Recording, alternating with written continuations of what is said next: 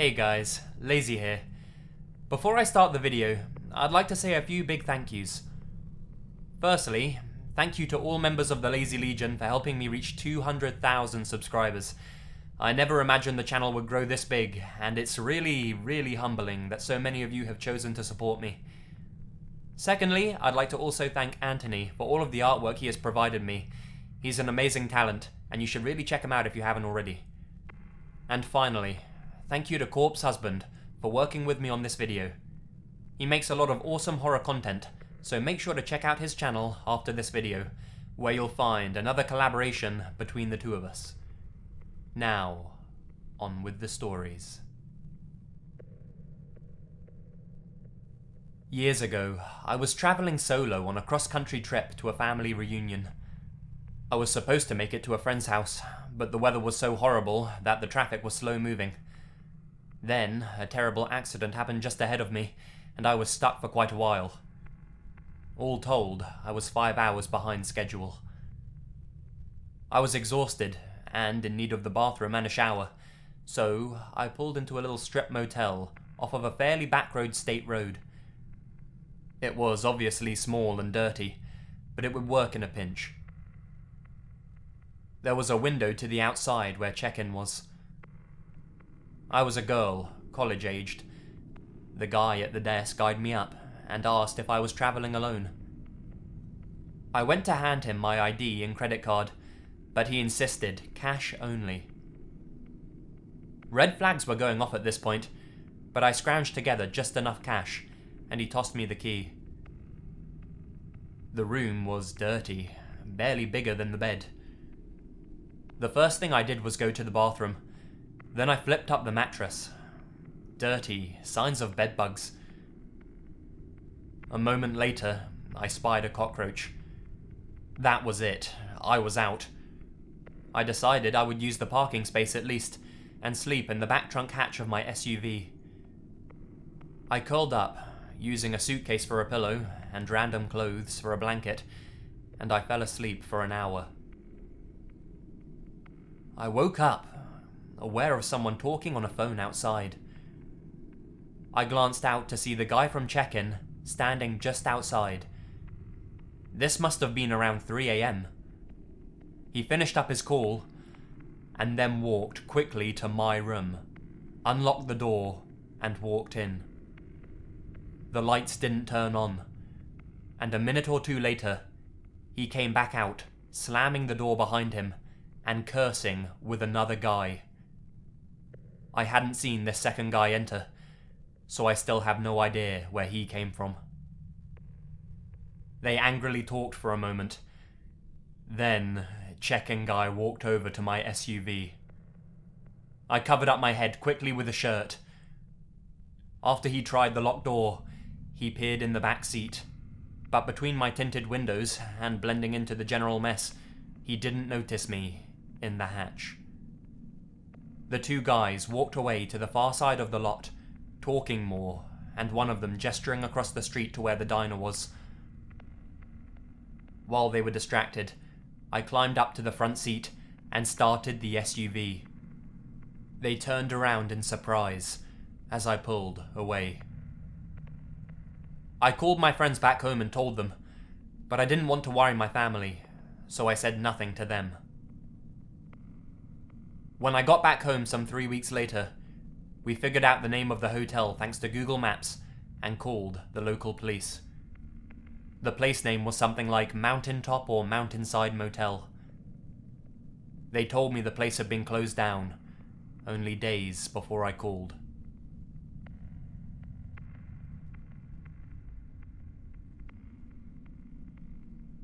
My little sister used to tell me stories of the evil truck driver, as she called him. She was around 7, I was 10, maybe 11 years old.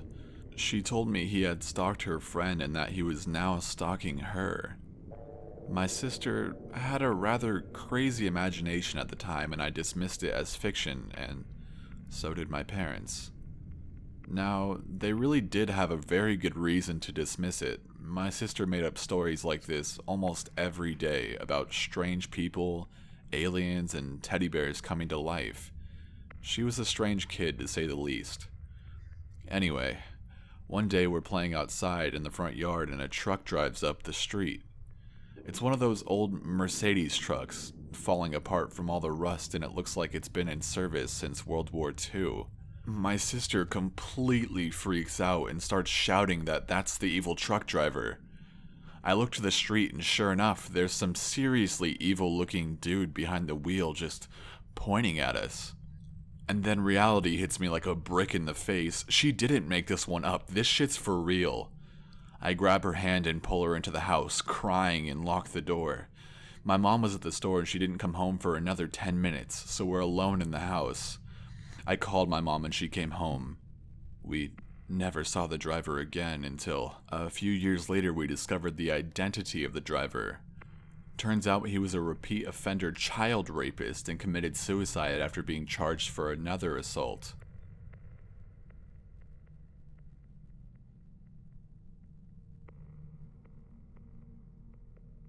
This story isn't about what I've seen. It's about what I heard. It was early one morning, about 7 years ago. Me, and everyone else in my house, were awoken by the sounds of someone screaming. It was much more agonized than anything you'd expect. The voice sounded raged, as if it had been screaming for days. We lived out in the sticks, so, naturally, we assumed it was a bear attack.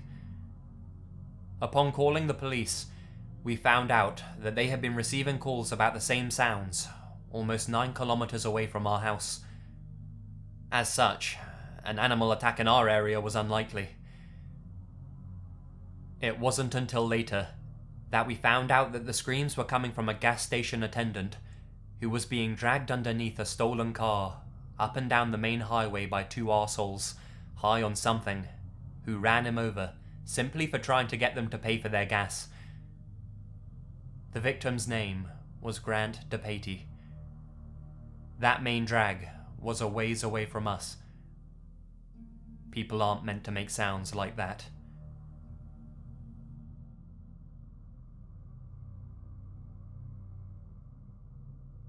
I was sitting in my room watching TV, typical 9-year-old stuff. All of a sudden I hear moaning and faint cries for help. I didn't quite understand where it was coming from since it was so foreign to me at the time. At first I thought it was my brother playing Perfect Dark because my dad always joked to my friends that people would scream bloody murder in that game, much to the annoyance of my brother.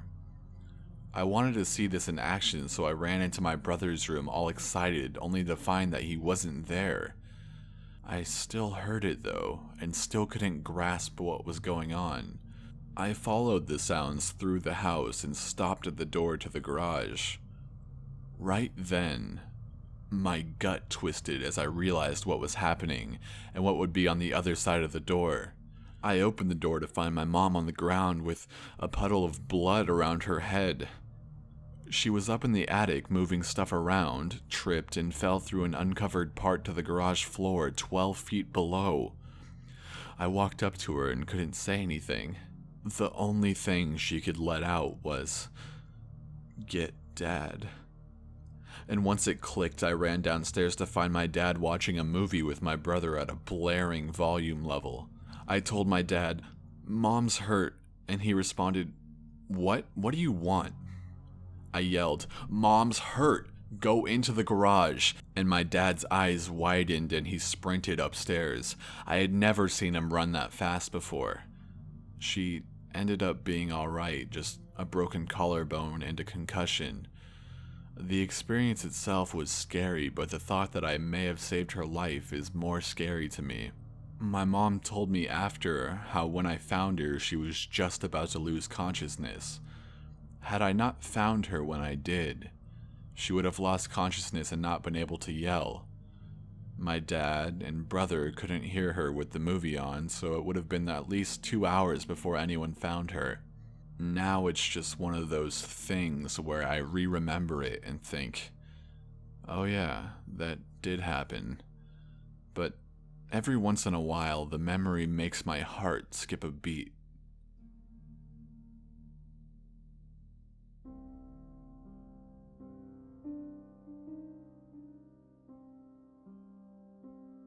Sometimes, when I'm going to sleep, I like to keep track of how weird my thoughts get right before actually falling asleep.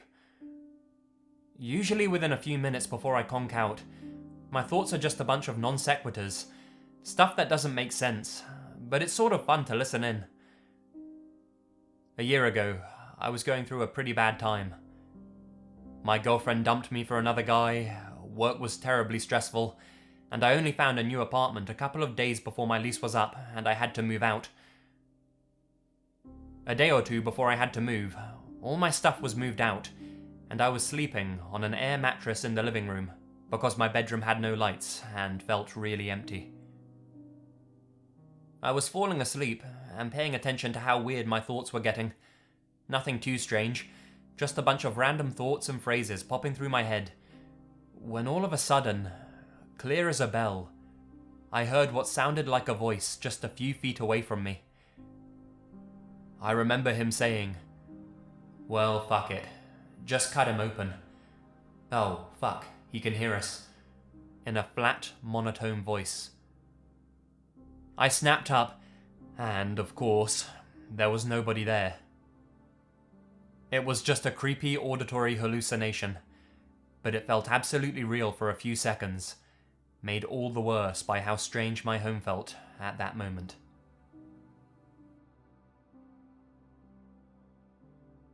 On my 12th birthday, I was on the way to the bike shop to get a new bike. I was with my dad, his girlfriend, and my brother. We were still about 10 minutes away from the town center, so nowhere near the bike shop. Some random, old, creepy-looking guy came up to us, looked down at me, and said, "You buying a bike?" I looked at my dad, confused and kinda scared. We told him that we were on our way to buy a bike. He then started going on about how I must get a helmet and wear it all the time. We were a little freaked out, but we just assumed he was a weirdo and just forgot about it. A few hours later, I was riding through the park on my new bike and I fell off. I didn't fall very hard and landed on the grass, so it was fine. As I went to get up and brush myself off, I looked up and he was just standing there looking disappointed and shaking his head. He then pointed his index finger at me and said, "I told you to wear a helmet." At this point, I just shit myself and rode as fast as I could home. What is even weirder, though, is the fact that I have moved about 40 to 50 miles away since then, and I still see him every once in a while. I don't believe in guardian angels or anything like that, but it just creeps me out.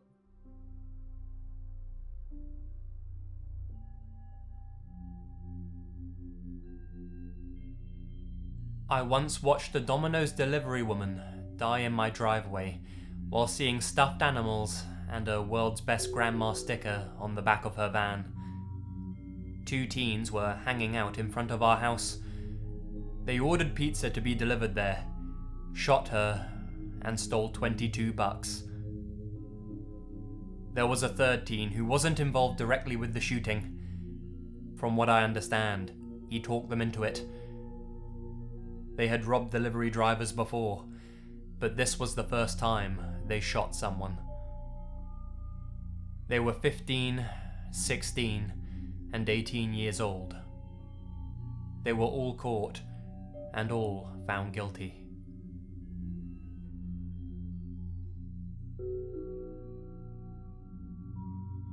I have a friend who lives about 90 minutes north of me, and he comes down to spend the weekend at our place every couple of weeks. We do a thing on Friday up near his house and then drive back to my place together at about 1 a.m.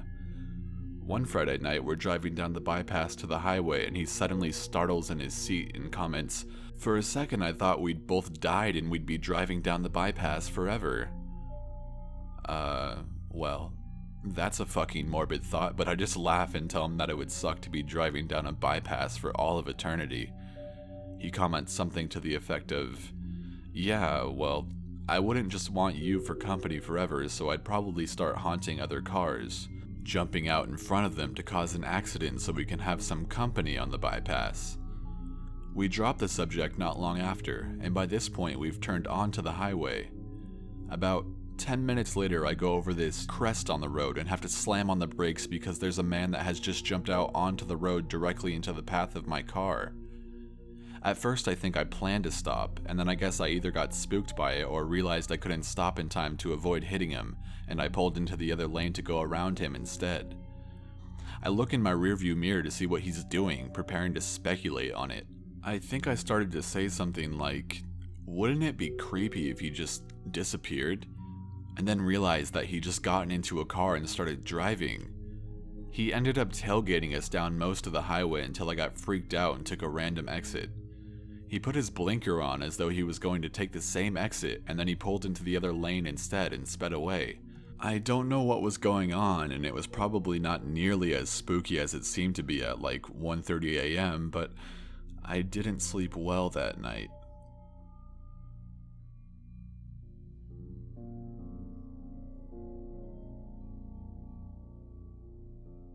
When I was a youth, there was an explosion at a chemical plant down the street from my house. It wasn't a massive environmental ruining explosion, but it was still kind of a big scene. I remember being on my porch, playing my Game Boy, and looking up to see two men on fire, their skin practically melting off their bodies, running down the street and shrieking like banshees. One of them collapsed and died on the spot, and the other one kept running for God knows how long.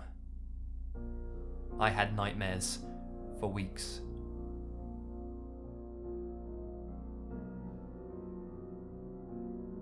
I was riding my bike home late one night, and coming my way is a big guy with sunglasses on. He gets me to stop and says, "Do you mind if I ask you some questions?" The fact that he said questions weirded me out, so I said, "No, sorry, I have to go," and I started riding away. At the next block there was a red light, so I stopped. I look back and the guy is running towards me. He is about 20 feet away and I freak out and just go. He got as close as 5 feet from me before I pulled away. So I'm pedaling on my bike, and like 3 or 4 blocks later I think I'm far enough away and I look back. He's still chasing me. I never pedaled so hard in my life all the way home.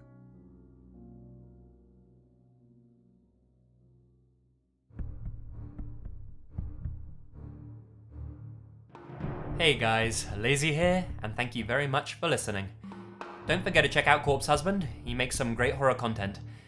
Leave all your experiences and video suggestions down in the comments, and you'll hear from me again very, very soon. Stay spooky.